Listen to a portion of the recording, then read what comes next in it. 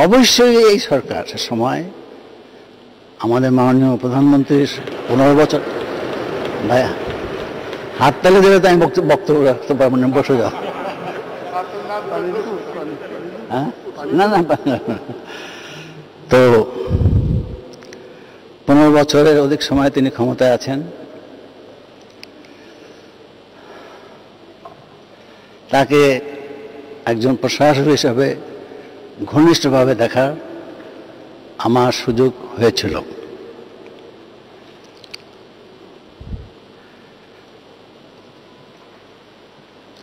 একটা উন্নত বাংলাদেশ, একটা সুখী বাংলাদেশ, একটা অসুখ বিসুখ নিয়ন্ত্রণের মধ্যে থাকুক এরকম বাংলাদেশ স্বপ্ন তার আছে।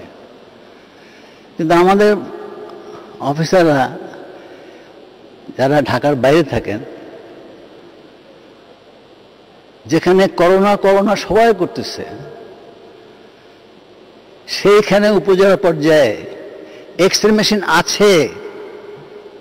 আমি আমার এলাকার কথা বলছি, কিন্তু এটা 33 কেভি বিদ্যুৎ কানেকশন লাগবে, সেই জন্য এটা বসানো হয় নাই। আমি উপজেলা স্বাস্থ্য কর্মকর্তাকে বললাম, মাননীয় সদস্য 3 মিনিট। জি, আমি বসে পড়ি না, শেষ করুন, সমস্যা নেই, 3 মিনিট। হ্যাঁ, আমি তো বলে ফেলছি আমার কথা। গ্রামে এখন এয়ার কন্ডিশনার আছে, ফ্রিজ আছে, কি বলে মেয়েদের কি সাজে, বিউটি পার্লার ভান্ডারিয়াতে। আমি বললাম কোথায় আসলাম, গোপালগঞ্জে আসলাম কিনা। মানে একটা উদাহরণ দিলাম মাননীয় প্রধানমন্ত্রী। এটা অবিশ্বাস্য। যারা এই দেশটাকে চোখ খুলে দেখে না, সমালোচনা আমিও করতে জানি, সমাধানও তো করতে হবে। আমাদের কি করতে হবে? এই সংসদকে করতে হবে, এই মাননীয় প্রধানমন্ত্রীকে করতে হবে, এই অর্থমন্ত্রী করতে হবে, এই পরিকল্পনা মন্ত্রীকে করতে হবে। সব মন্ত্রণালয় গুরুত্বপূর্ণ মন্ত্রণালয়, কিন্তু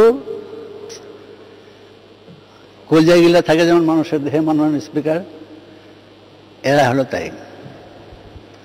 মধ্য কথাটাও আমার বাজেটের জন্য আমি ধন্যবাদ জানাতে চাই।